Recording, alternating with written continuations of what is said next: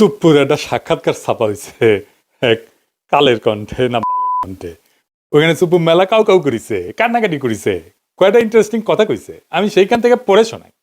আমি নির্দ্বিধায় বলতে পারি ওই কঠিন সময়েও বিএনপির শীর্ষ নেতৃত্ব আমার পাশে ছিলেন। তারা তখনও সংবিধানের ধারাবাহিকতা অক্ষুণ্ণ রাখার বিষয়টি আমার কাছে স্পষ্ট ভাষায় ব্যক্ত করেছেন। বিশেষ করে বিএনপির চেয়ারম্যান তারেক রহমানকে ঘিরে আমার মনের মধ্যে অনেক কৌতূহল জমা ছিল, কিন্তু আমি পর্যায়ক্রমে বুঝতে পারলাম তিনি খুবই আন্তরিকতাপূর্ণ মানুষ। হি ওয়াজ সো কর্ডিয়াল। আমার দুঃসময়ে বিএনপির সহযোগিতা শতভাগ ছিল। সুপ্পু খুব পরিষ্কার করে বলছে যে বিএনপি তারে রক্ষা করছে। কোন সুপ্পুকে? সেই সুপ্পুকে যে তার নিজের পরিচয় নিজেই দিচ্ছে। শোনেন তার নিজের ক্রেডেনশিয়াল। আমি রাজনীতির এমন কোন অঙ্গন নাই যা আমি ছুঁয়ে যাই নাই। আমি বঙ্গবন্ধুর ছোঁয়া পেয়েছি। আমি আমার জীবদ্দশায় পরপর 6 বার বঙ্গবন্ধুর দেখা পেয়েছি। বঙ্গবন্ধু আমাকে নাম ধরে ডেকেছেন, এই চুপ্পু তুই এদিক আয়, এই চুপ্পু তুই মাঠে আয়। আমি বঙ্গবন্ধুর 6 দফার ভাষণ শুনেছি। আব্দুর রব বগামিয়ার বাড়িতে আমি গিয়েছি, আমার প্রতিবেশী। ওখানে আমি দুপুরে ভাত খেয়েছি বঙ্গবন্ধুর সাথে। শুনিছেন কি বিশাল ক্রেডেনশিয়াল? মানে কার সাথে কই ভাত খেয়েছে সেটাও তার বড় যোগ্যতা। সোহরাওয়ার্দীর বডিগার্ড তারে কয়বার সুপ্পুকে ডাকছে সেটা তার বড় যোগ্যতা। তো এটি শেষ না, তারে কেন কাঁঠাল রানী পছন্দ করতো, কেন দয়া করতো, সেটা তার মুখ থেকে শুনেন। সে যে ছাত্রলীগ করতো সেটাও শুনেন। আমি যখন বঙ্গবন্ধুকে উপস্থাপন করেছি, স্বাধীনতার যুদ্ধকে উপস্থাপন করেছি আমার বক্তৃতায় জজদের সম্মুখে, তখন উনি আমাকে জিজ্ঞেস করেছিলেন, তুমি কি আপনি কি রাজনীতি করতেন? আমি বললাম, জি মাননীয় প্রধানমন্ত্রী, আমি ছাত্রলীগ করতাম। তখন তিনি একটি নাম উচ্চারণ করে আমাকে বলছিলেন, সে তোমার সিনিয়র? আমি তখন বললাম, মাননীয় প্রধানমন্ত্রী, সে আমার 10 বছরের জুনিয়র। উনি যাকে সিনিয়র লিডার মনে করতেন তারও আমি 10 বছরের সিনিয়র। এটা শুনে উনি অনেকটা আমার প্রতি তার দয়া সাগর হাত বাড়িয়ে দিলেন। শুনেছেন? ফাইনালি তার মনে বড় দুষ্ক ছিল।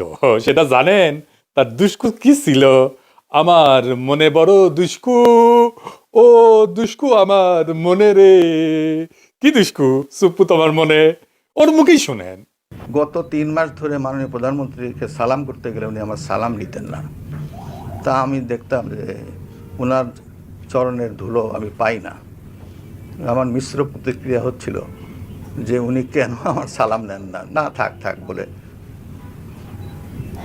কিন্তু সেই সময় যে ওনার মনের মধ্যে রাষ্ট্রপতি হিসাবে আমার নাম গ্রথিত হয়ে গেছে, এবং সেজন্যই যে উনি আমার সালাম নেওয়াটা বিব্রতকর মনে করতেন, এটা তো পরে বুঝলাম। আগে তো বুঝতাম উনি আমার পর বিরক্ত।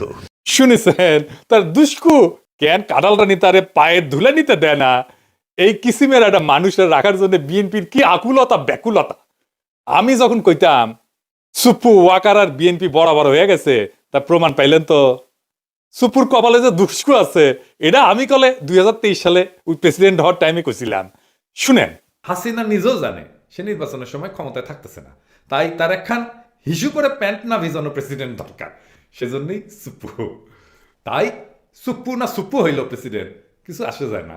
এই সুপ্পু যতই অনুগত হোক, একটা ফেয়ার নির্বাচনের পরে নেক্সট সরকার প্রথম যে অধিবেশনে বসবে সেই অধিবেশনে যে বক্তৃতা দেবে না সুপ্পু, সেটার আইন অনুসারে বিজয়ী দল যেভাবে লিখে দেবে সেভাবে পড়তে সুপ্পু বাধ্য হবে। তারপরে কিন্তু বিজয়ী দল ইমপিচ করতে পারবে। সুপ্পুরে ইমপিচ করার মতো মেলা জিনিস আছে কিন্তু বিরোধী দলের হাতে। সুপ্পুর কপালে আগের দুঃখ আছে, হাসিনা বুঝবে আইরে কি শখ কইরা আমি বানাইছিলাম প্রেসিডেন্ট, সে এখন আমার গালি দিতেছে সংসদে দাঁড়ায়। তা আজ দেখলাম খুব হাসতেছে সুপ্পু। হ্যাঁ আইসা নাও, পরে কান্দিবা, যত হাসি তত কান্না, কইয়া গেছে রামসন্না। শুনিছেন?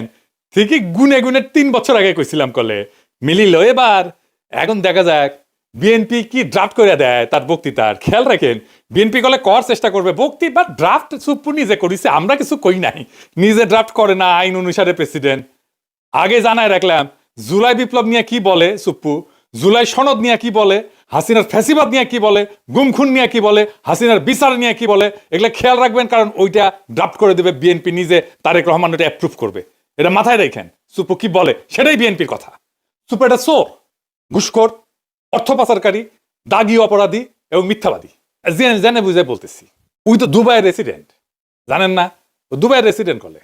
ওই বিচারক হিসেবে প্রথম কর্মজীবনে ছিল চরম ঘুষখোর এবং দুর্নীতিগ্রস্ত এক অমানুষ। টাকার বিনিময়ে রায় বিক্রি করতো। তার দ্বিতীয় কর্মকর্তা হচ্ছে দুদকে যোগ দেওয়ার পরে দুর্নীতির মামলা এবং অভিযোগ ফয়সলা করতো অর্থের বিনিময়ে, টাকা পয়সার বিনিময়ে। এ প্রসঙ্গে আবার পরে আসবো। আর তৃতীয় কর্মস্থল হচ্ছে এস আলমের দখলকৃত ইসলামী ব্যাংকের ভাইস চেয়ারম্যান ছিল। দেশের ব্যাংকিং সেক্টরে লুটপাটের শীর্ষ সহযোগী ছিল সে। খুনি হাসিনার ফ্যাসিস্ট দুঃশাসনের এই নরাধমের চতুর্থ অপরাধ কর্মের জায়গা হয়ে উঠছিল দেশের রাষ্ট্রপতির শাসন। এই যে মিথ্যাবাদী, এটা চরম মিথ্যাবাদী, এটা দেখে দেবো। আচ্ছা দেখে দিয়ে, এই যে সাক্ষাৎকার দিচ্ছে না, কি কইছে দেখেন। এই যে দেশের বিভিন্ন জাতীয় গুরুত্বপূর্ণ দিবসগুলোতে যে রাষ্ট্রীয় ক্ষোড়পত্র প্রকাশিত হয়, সেখানে রাষ্ট্রপতির ছবি ও বাণী দেওয়া বন্ধ করে দেয় অন্তর্বর্তী সরকার। ক্ষোড়পত্র ঠিকই প্রকাশিত হয়, তাতে আমার বাণী দেয় না। আপনারা খোঁজ নিয়ে দেখেন গত 1.5 বছরে আমার কোনো বাণী গেছে কি না। আচ্ছা আপনারাই দেখেন, আপনারা দেখেন কত বড় মিথ্যাবাদী। গত বছর স্বাধীনতা দিবসে ওর বাণী দেখেছেন? এই যে বিজয় দিবস ক্ষোড়পত্রে ওর বাণী দেখেছেন? 5ই আগস্ট জুলাই অভ্যুত্থান দিবসে তার বাণী ছাপা হয়েছে, দেখেছেন? কেমন ডাহা মিথ্যা কথা বলে, দেখেছেন? আচ্ছা এডিটর সাহেব, আমি কি চুপ পুরো গালি দিতে পারবো? পারবো না কেন? রোজা রমজানের দিন তাই। ও আচ্ছা ঠিক আছে, আপনার কথা মেনে নিলাম, চুপ করে গালি দিলাম না। এবার আসেন, কাটারানি আমগরা দেশে প্রেসিডেন্ট বানিয়েছিল কোন কিসিমের মালকে, আর বিএনপি যার প্রেমে দেওয়ানা সে কেমন মাল সেটা আমরা দেখি। চুপ 71 সালে মুজিব বাহিনীতে জয়েন দেয়, ওই তারপরে ইন্ডিয়ার দেরাদুনে ট্রেনিং করে। এই ট্রেনিং এর বন্দোবস্ত করে কে জানেন? ভারতীয় গোয়েন্দা বাহিনী রয়ের জেনারেল উবান, সে ছিল ট্রেনার। মুজিব বাহিনীর উদ্দেশ্য ছিল স্বাধীনতা যুদ্ধকালে বাংলাদেশে যে বিপ্লবী যুব সমাজের উত্থান হয়েছে তারে খতম করা, মানে বামপন্থীদের খতম করা। এই উদ্দেশ্যে স্বাধীনতার পর রক্ষী বাহিনী গঠন করা হয় এবং তারা কিন্তু 30,000 যুবককে হত্যা করে সেই সময় মুজিবের আমলে, শরদি বডিগার্ডের আমলে। এই রক্ষী বাহিনী তৈরি হয় মুজিব বাহিনীর সদস্যদের দিয়া, মানে সুপ্পুর ভাই ব্রাদারদের দিয়া। সেই রক্ষী বাহিনীকে জিয়াউর রহমান আর্মিতে আত্মীকৃত করে। সোহরাওয়ার্দী বডিগার্ড জয় বাংলা হয়ে যাওয়ার পরে জিয়ার আমলে যতগুলা মিলিটারি কু হয়েছে সেগুলোতে রক্ষী বাহিনী থেকে আসা লোকজন যুক্ত ছিল। জিয়া যে লাস্ট কুতে মারা যায় সেখানেও রক্ষী বাহিনী থেকে আসা অফিসার ছিল কিলিং স্কোয়াডে, যে জিয়াকে খুন করেছে। এটা খালেদা জিয়া ঠিকই বুঝেছিলেন। তাই তিনি কইছিলেন যে সাপকে বিশ্বাস করা যায় কিন্তু আওয়ামী লীগকে বিশ্বাস করা যায় না। যার মধ্যে আওয়ামী লীগের বিন্দু মাত্র জিনিস আছে, চিহ্ন আছে, তারা বিশ্বাস করা যায়।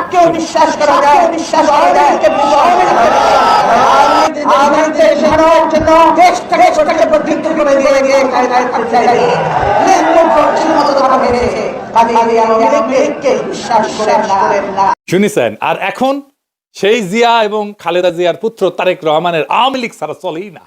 হ্যাঁ যাই হোক, সুপ্পুতে ফিরে আসি। 72 সালে সুপ্পু পাবনার এডওয়ার্ড কলেজ থেকে বিএসসি পাশ করে।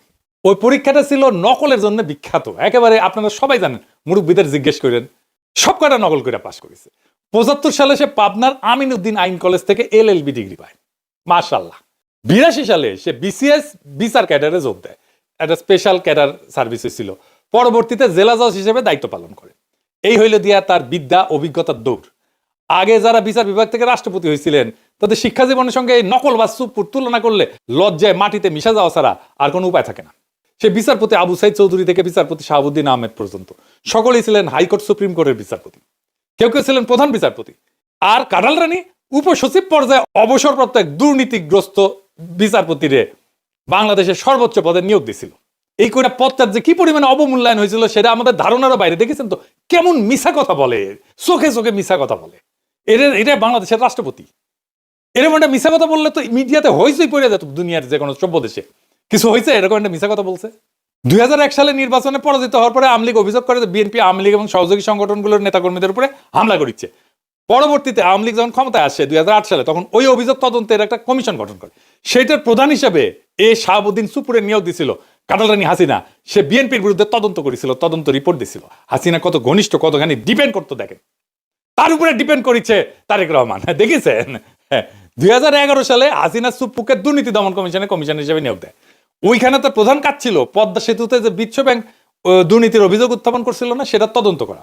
আশ্চর্য হওয়ার কিছু নাই যে হাসিনার পদলে সুপ্পু তথাকথিত তদন্ত শেষে দাবি করে বিশ্ব ব্যাংকের অভিযোগ মিথ্যা। এটা নিয়ে আবার সে গব্বও করেছিল। এই ভূমিকার কারণে সে হাসিনার আস্থা এবং বিশ্বাস অর্জন করে। 2011 থেকে 2016 সাল পর্যন্ত যে দুর্নীতি দমন কমিশনের কমিশনার ছিল, ওই সময় বাংলাদেশের দুর্নীতির এত ব্যাপক বিস্তার ঘটে যে হাসিনার পুরা শাসন আমলে $234 বিলিয়ন বিদেশে পাচার হয়ে যায়। সুপ্পু এবং তার দুর্নীতি দমন কমিশনের সহকর্মীরা এই অভূতপূর্ব দুর্নীতির ঢাল হিসেবে ব্যবহৃত হয়েছিল। বুঝেছ? বাংলাদেশ থেকে যে পাচার হয়ে গেছে অর্থ, সেইটা ঢাল ছিল এই সুপ্পু। পরবর্তীতে সুপ্পু এসালামের মালিকানাধীন ইসলামী ব্যাংকের ভাইস চেয়ারম্যান পদে চাকরি নেয়। প্রেসিডেন্ট পদে মনোনয়ন পর আগ পর্যন্ত এই পদেই চাকরি করতো।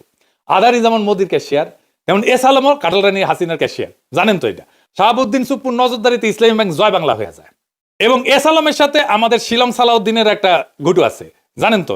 এই জন্য এইটাই হইতেছে আসল ব্যাপার, বুঝিসাও। তার সাথে কেন বিএনপির এত সম্পর্ক? এই যে কালের কণ্ঠে সাক্ষাৎকার নিল, ওই একই বসুন্ধরা গ্রুপের দৈনিক বাংলাদেশ প্রতিদিনে 2023 সালের 12 ডিসেম্বরের লেখা লিখেছিল উপসম্পাদক হিসেবে। এসুপো কেন 2024 সালে হাসিনা জরুরি, কেন হাসিনা ক্ষমতা আনতে হবে সেটা লিখেছে।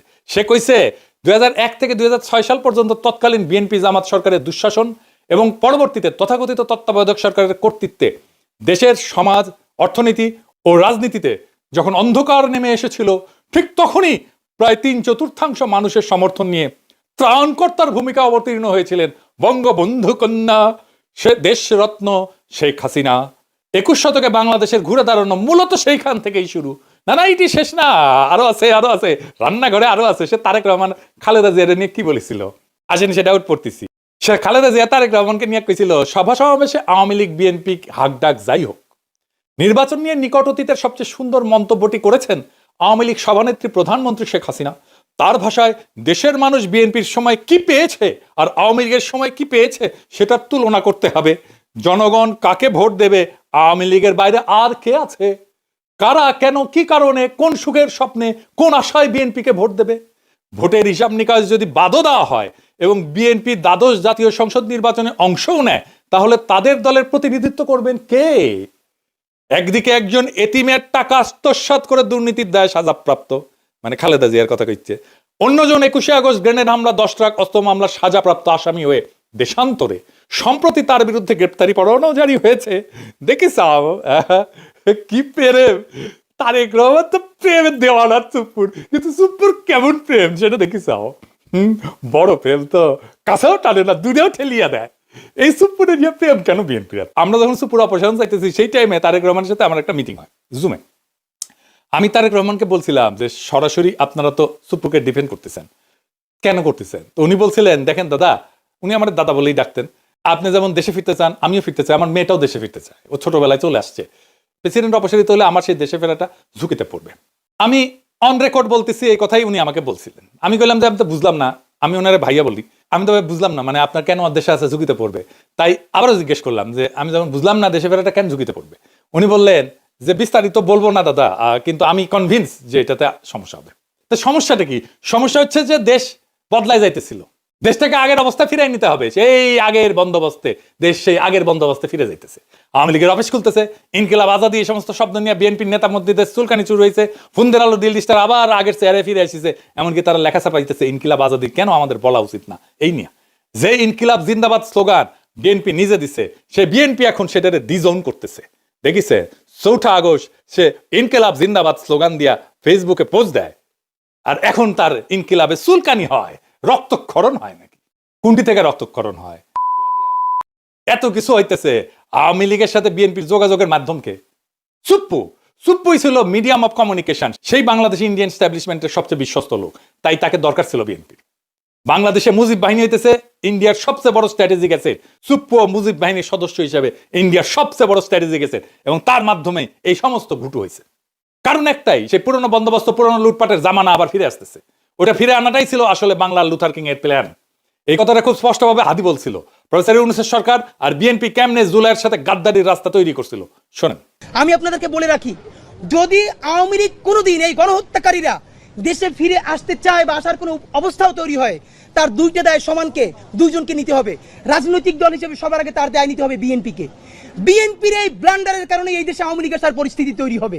আর দ্বিতীয়ত, এই সুশীল এনজিওবাদী সরকার যে না পুলিশ সংস্কার করে, সে না পুলিশ নিয়োগ দেয়, না গ্রেপ্তার করে, না সে রুল করে, না সে কুইট করে, সে কিচ্ছু করে না, সে শুধু ফেসবুকে পোস্ট দেয়। শুনেছেন তো? এবার বুঝেছেন তো কেন হাদিরে মরতে হয়, কেন হাদিরে শহীদ হইতে হয়? বুঝেছেন? বিপ্লব এভাবে ব্যাহত হইয়া যায়। এখন প্রশ্ন করতে পারেন, আমরা কি এতদিন মিসাই লড়াই করলাম? এত ছাত্র জনতা কি হুদাই জীবন দিল, রক্ত দিল? পৃথিবীতে কোনো রক্তই বৃথা যায় না, কোনো হাহাকার, কোনো কান্না চাপা পড়ে না। মজলুমের আর্তনাদ কোনোদিন বাতাসে মিশা যায় না, মজলুমের আর্তনাদ কোনোদিন পাথরের নিচে চাপা পড়ে থাকে না। 24-এর বর্ষা বিপ্লব একটা পুরা জেনারেশনকে পাল্টাই দিছে, তার মন মানসিকতা, তার চেতনাকে পাল্টাই দিছে। এই বদলটা বাংলাদেশের চেতনা থেকে কোনোদিন মুছে যাবে না।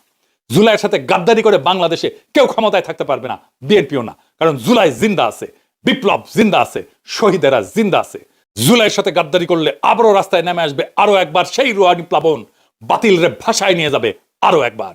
সেই দিন আমরা নিশ্চিত করব ফ্যাসিবাদের পুরনো বন্দোবস্তের সবকিছুকে আমরা সেই রুহানি প্লাবনের সাথে ভাষায় দেশটার জঞ্জাল সাফ করব। সেটাই আমাদের আজাদি। আজাদি জিন্দাবাদ।